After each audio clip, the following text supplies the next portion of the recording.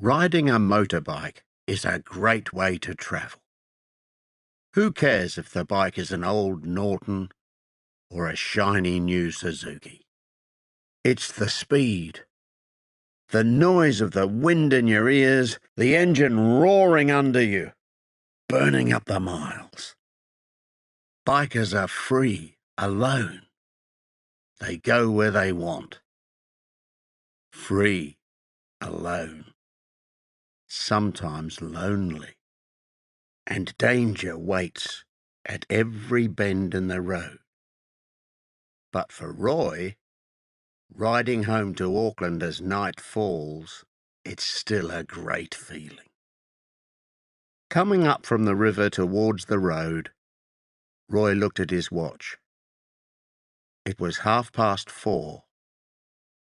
It was cooler now. He could do an hour or two of the journey before dark. He started off down the road, feeling the heavy fish in the bag against his leg as he walked. He played the fish again in his mind, feeling it pull on the line, fighting him all the way. He walked happily through the afternoon stillness. A car was parked off the road by the bridge, with 3 men standing beside it. They watched him coming. They stood drinking from metal cups, looking pleased with themselves, pleased with the wild boar they had shot. It was tied to the roof of their old American car. They looked at Roy and his fish as he came by. "Good fishing, then?" one of them said. "Sure," Roy said. "It looks like everybody's got what they came for." He stepped into the long grass, found his old Norton, and pushed it up to the road. He felt the men watching him. "Have a beer," one of them offered. "Well, thanks," Roy said. He took a cup from one of the bags on his bike and went over to the car. "That's a nice fish," the man said, filling his cup with beer. "Not bad," Roy said. "He nearly took the fly last night, and I went back to get him today." He drank his beer. "He must have a poor memory then," the man said. "He just loves black gnats," Roy said, touching the fishing fly pinned to his shirt. They all looked. You could tell that they were not fishermen. Roy looked at the dead boar with its long, dangerous teeth. "Big one," he said, and finished the beer. The guy offered the bottle. "No thanks, I've got to get going." He walked back to the bike and went on packing. The men stood around with their beer watching him. Roy picked up the fish and held it up to show them how big it was, and they smiled. He packed it away in one of the bags. He sat down on the grass and pulled on his boots, thinking that it hadn't been a bad weekend. He felt the men watching him. They were friendly, but there was something about it, a kind of feeling he wasn't sure about. He put on his crash helmet and his gloves. Then he started the bike and waved goodbye. The men smiled, and one of them lifted his beer for good luck. "I'm on my own," Roy thought. That's what it is. They're 3 friends out together in the afternoon, and I'm on my own, with 200 miles to go. It's a small thing, but that's what it is all right. He turned away and rode the Norton down the road. The road stayed near the river for the next 8 or 10 miles. Sometimes the rocky walls of the valley hid the river, and sometimes you could see it far below you. In places, road and river went side by side, and you could see the wet rocks shining in the late afternoon sun, and the deep black water at the bends. It was always good to be close to a river, Roy thought. Next time he would fish downriver from the bridge. The road turned away from the river at last and joined the highway. Roy let the bike go faster. He felt the old feeling coming as the miles went by. All the things that hurt disappeared, all the things that didn't matter. He didn't need to think, not about being alone, not about anything. He did 65 miles in the first hour. He felt calm and easy. Sometimes it worried him, riding fast, but this afternoon was fine. When it was dark, he would slow down. He rode on past the rich farmland. He thought about the farmers finishing work, perhaps having their tea. That made him feel a little hungry. Maybe about halfway he would stop for a cup of coffee and something to eat. He came round a bend and saw a car just disappearing round the next bend. He slowed down a little, waiting for a place to pass it. It was a big, old car, and as he came up behind it, the driver speeded up and went fast into the next bend. Roy stayed behind him, waiting for a straight piece of road. Maybe the guy just didn't like bikes. The place came at last. Half a mile of straight, empty road, going up a small hill. He checked his mirror and passed the car. He went up the hill, leaving the car behind, and he was alone again on a straight road. And then the world exploded underneath him. It came with a sudden crash, like a shot from a gun behind him. A moment later, he realized what it was.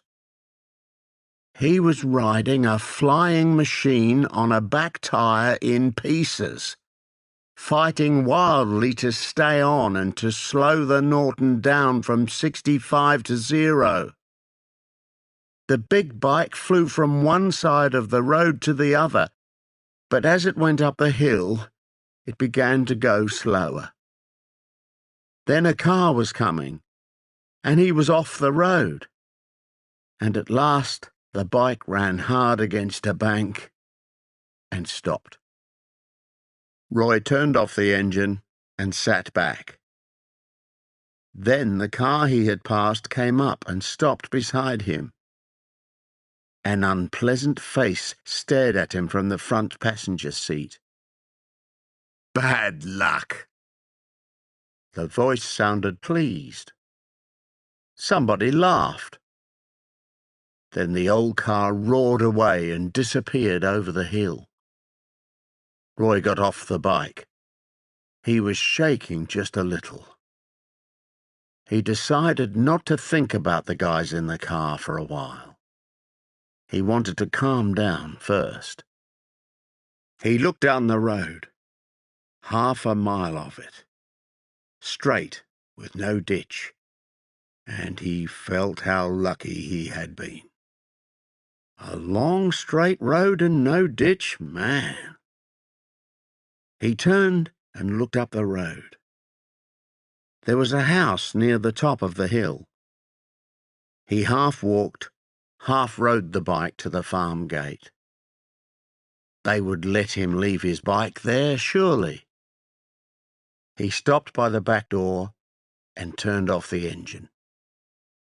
A big man in jeans, with only socks on his feet, came to the door.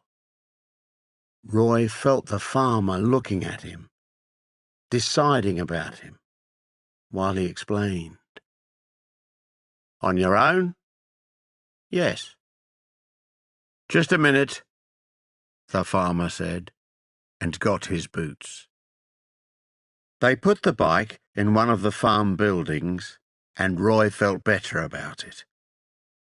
Lucky it happened there, the farmer said. That's true, said Roy, and lucky it was the back wheel. I used to have one of these things, the farmer said, and he reached over to hold the bike. He seemed to be looking back in time. It'll be safe here, he said. Roy took out the fish and gave it to him. Well, he's a big one, said the farmer. We'll keep him for you. No, Roy said. Give him to the cook. Do you think I'll get a ride this time of day? Easy, the farmer said. One of those cattle trucks is what you need. Take you all the way to Westfield. The first 2 or 3 cars did not matter. But then he knew he had a long walk in front of him. Most people did not even slow down before they decided not to take him. He was halfway up the second long hill, and it was quite dark when he heard the first cattle truck. He waited as the big truck came closer. Then he saw the driver's face looking at him, and he remembered it when the truck had gone. It wasn't unfriendly, he thought. The guy just didn't care. He watched the truck go slowly up the hill. He started to walk again. He felt a kind of loneliness walking in the dark. It was the way the truck driver had looked at him. The guy just didn't care. Or maybe he didn't want a stranger with him all that way. Maybe he just didn't want to talk. More cars passed, but he didn't even try asking for a ride anymore. He walked on, not caring, knowing how alone in the world he was. He had walked perhaps another 5 miles when he heard his favourite sound. A bike came up fast behind him and went round the next corner. Roy heard it slow down, turn and come back. The rider stopped and waited for Roy. It was a big, modern bike. Japanese, he guessed. The rider sat looking back at him, crash helmet shining. Roy was next to the bike before he realised that the rider was a girl. A tall, leggy girl, in jeans and boots. And perhaps there was fair hair under the helmet. Roy stared as they spoke. Which way you going, mister? Auckland. That makes 2 of us. You have a crash? Tyre went. No fun. Roy felt her eyes watching him as she spoke. Well, she said, talking about it won't get us home. Sure, said Roy. His ears were getting hot under his crash helmet. He climbed up behind her, and they were off. She rode fast from the beginning. This was a real bike and a real rider. Roy felt good about it. Good to be on wheels again. Good that somebody cared enough to stop. Close to his face, the girl asked, What kind of bike, mister? Norton, 500cc. Front wheel or back? Back. Not so bad, she said. Better back than front any day. Sure, Roy said. He wanted to talk to this girl, but he could not get the words out. They rode on in silence in the dark. She knew about bikes all right. With a guy, it's easy, Roy thought. You have a crash, you get a ride, you climb on the bike. You don't even notice that he can ride it well. But this is a girl, and she knows what she's doing. That doesn't mean you can't talk to her, he told himself. You've seen girls before, man. Her voice came back to him. Where have you come from, mister? Pukatia Valley. Yes? How was the fishing? Not bad, Roy said, before he had time to wonder at her question. Nice water by the old bridge. What were they taking? Black gnat, he said. And there was more than wonder. He felt that hot pain behind his eyes. Wet or dry? Wet, said Roy, and his voice shook a little with the wonder of it. And in his heart he felt an ache that came from a kind of longing. This was the girl he'd been longing for all his life. A tall, leggy girl who rode a 750cc Suzuki and knew about fly fishing. For a while they rode and did not speak. Then, back on Straight Road, the girl said close to his face, My brother caught a 6-pound fish under that bridge one year. Really? Roy was beginning to understand. How long ago was that? Maybe 5 years ago? Ross played him for half an hour before he pulled him in. Sounds like he's a good fisherman, your brother, Roy said. He was, she said, and that was all. And Roy, guessing what she meant, knew it was not the kind of thing you could shout about above the noise of the wind and the engine. After a few miles, the girl said, My name's Kay, mister. Roy said his own name. It sounded strange to him. Well, Roy, you going to buy me a cup of coffee when we get to the next town? Sure, Roy said. Sure thing, Kay. They dropped their speed and rode into the town. It was quiet on a Sunday evening.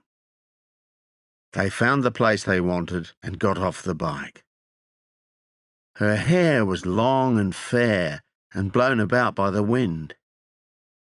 In the coffee shop he saw her face for the first time, and he felt that kind of longing from way back. And he sat down beside her, knowing what it was. How long were you walking back there? Her voice was soft and pleasant, after the shouted conversation on the road. Perhaps 5 or 6 miles, Roy said. Nobody was interested. They never are. It's not the kind of thing you worry about, he said. No. They sat drinking their coffee, watching and listening, getting the idea of each other. You go fishing a lot? She said. Sure, fishing, moving around. Always travel alone? My friend got killed, Roy said. It came out like that. There was not much else that he could say. He felt a kind of softness in her eyes that took him by the heart.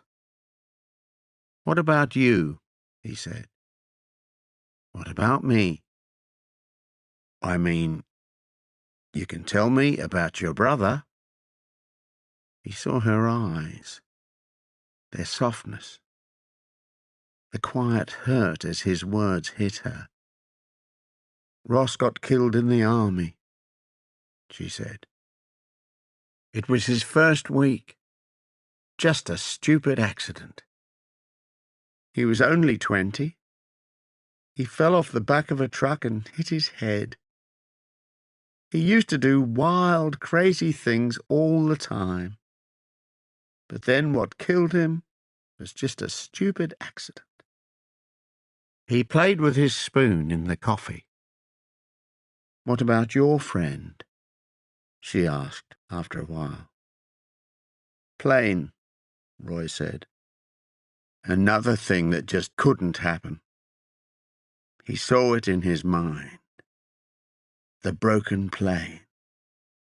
That moment he could never forget for the rest of his life. This was something they both knew. He and this girl. A death that you couldn't believe.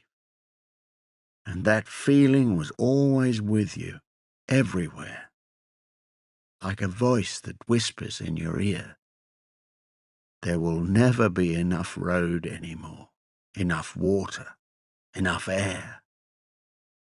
But beyond the feelings of hurt, old and new, he knew that they were telling each other the truth about themselves, not hiding things.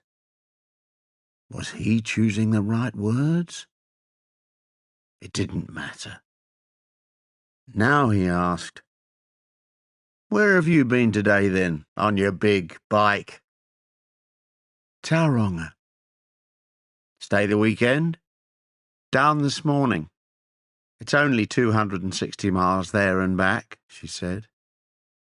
"My father's in a kind of hospital down there. I don't stay because one visit each time is all I can do." "I'm sorry," Roy said. It was all in her eyes. In his mind, Roy saw a strong man broken. The father who would never get old, never die. How could you believe it? Live with it? Maybe he taught them to fish, Roy thought. This girl and her brother, dead at 20 from his accident.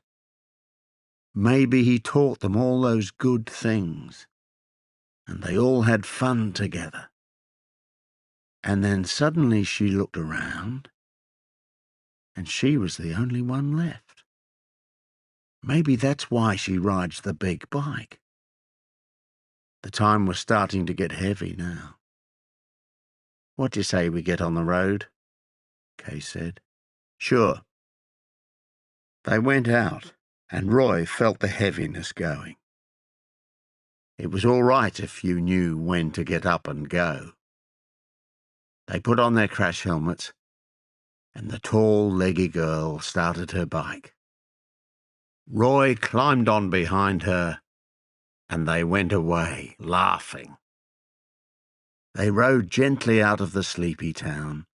Then they reached the highway, and the bike roared away into the night. Roy felt all right about riding on the back. Sometimes, if you weren't sure about the rider, you weren't happy when he went fast. But this girl was okay. They rode, not talking, enjoying the night ride on their big, fast machine. Roy thought about the things they were passing. The cattle in the fields, the night sounds of the farms. Lights appeared and cars sped past. And he thought about all the people going places. He felt Kay close to him, with her long, friendly shoulders and her fair hair flying back from under her helmet. He could go on and on. He didn't care about the people who hated you before they saw you, or enjoyed watching you in trouble on the road, or let you walk because they didn't want to think about you. He felt that none of it could touch him now, or ever. that all the hurt had gone, and the shock from the deaths of friends, and the bad feelings that came from people's unkind words. A notice warned of bends in the road, and Kay cut their speed, and they rode the big bike down into the first bend. Cars came up from down below, their lights showing the narrow road and the banks on each side. Most of the cars seemed to be in too much of a hurry, Roy thought. They reached the bottom of the narrow valley, where he knew the river ran close to the road. He thought about that clear mountain water among the trees. Then they started to climb. They rode up the hill and into the first bend, and death came down to meet them on the wrong side of the road. The lights of the car were right in front of them. They had nowhere to go, and not enough time to hate the guy who was killing them. Roy put his arms round Kay. He felt his face against her shoulder, their helmets close together. Then they were off the road and into the ditch as the car went past, moving too late to its own side of the road. They went on, fighting the ditch, crashing into the bank, and then they were over the bank and sailing, a moment's space before the hurt that was coming. They crashed down the bank, and Roy held tight to Kay, and they were off the bike and dying together. And the ground came up to knock the life out of his body, and he reached for Kay as he fell. Impossibly, he was still alive. But as he fell, crashed, broke, he didn't care. He only reached for Kay, longed for her. He came to rest. There was a taste of blood and a whisper of pain through the shock, and he felt cold water around him. He lay in the icy water of the ditch and knew he was still alive. Then he was moving along the ditch, on hands and knees, searching for Kay through the pain and shock. He pulled himself along the ditch until he found her. She was lying face down. He touched her and turned her over as gently as he could. Time had stopped. It was like a bad dream, made of all the deaths that had gone before. He said her name, and it came thick and strange through his painful lips. She looked at him, and he waited for an impossible moment. And then she began to cry as the shock hit her. And that was all the hope he needed. He took off her helmet and gently pushed her hair back, and somewhere above them he heard voices and a crashing sound as help came. The pain in his legs began to come alive. He put his arm around Kay, loving the life that returned as she cried, life and pain coming together. And that was all the hope he needed. He guessed it must be all the hope in the world, because for all the time that it lasted, they would have it together.